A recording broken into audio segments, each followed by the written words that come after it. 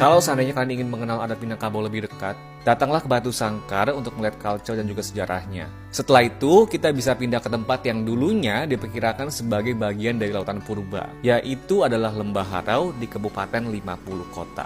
So, selamat datang di perjalanan solo traveling Sumatera Barat.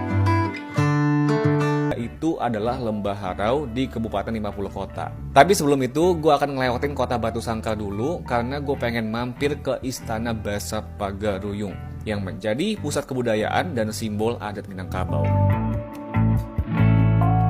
Nah, by the way, istana yang kita lihat sekarang ini tuh adalah replika dari istana kerajaan zaman dahulu. Karena menurut sejarah, istana ini sendiri tuh sudah beberapa kali kena kebakaran, jadinya direkonstruksi kembali. Namun walaupun seperti itu, esensi dari bangunan ini pun pastinya masih tetap kental sekali dengan adat Minangkabau. Ketika untuk pertama kalinya gue melihat istana ini dari dekat, rasanya tuh kayak penuh dengan rasa kagum, dan menurut gue bangunan itu sangat eye pleasing sekali di mata karena arsitekturnya tuh yang sangat megah.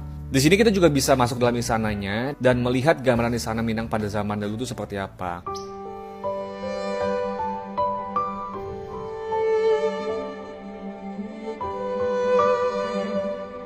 Dari sejarah yang gue baca, dulunya istana ini dipimpin oleh Rajo Alam yang menjadi pusat pemerintahan adat Minangkabau. Jadi bisa dibilang tempat itu adalah jantungnya peradaban orang Minang karena menjadi tempat lahirnya aturan adat, filosofi hidup, dan sistem sosial yang masih dipakai sampai sekarang. Salah satunya yang menarik perhatian gue pada saat itu adalah benderanya. Jadi adat Minang itu punya bendera sendiri yang disebut Marawa. Awalnya gue kira ini adalah bendera Jerman, jadi gue pikir mungkin ada kaitannya tuh antara orang Jerman sama orang Minang gitu kan. Tapi ternyata itu hanya kebetulan saja, dan setiap warnanya itu punya arti masing-masing. Yang ketiganya itu disebut sebagai Tigo Tungku Sajarangan, yang artinya tiga tungku yang saling menopang.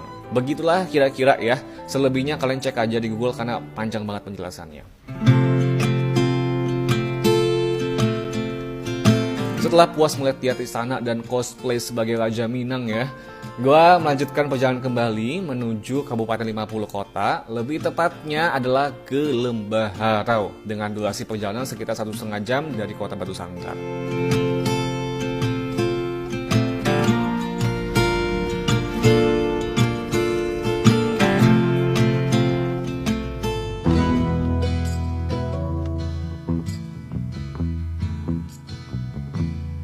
Ketika sampai di Lembah Harau, kita tuh akan langsung disambut dengan pemandangan tebing-tebing granit yang menjulang sangat tinggi. Dari informasi yang gue dapatkan, para ahli geologi itu memperkirakan kalau dulu wilayah ini tuh adalah dasar laut purba yang terangkat akibat pergerakan lempeng bumi. Itu sebabnya di beberapa tebing dan batu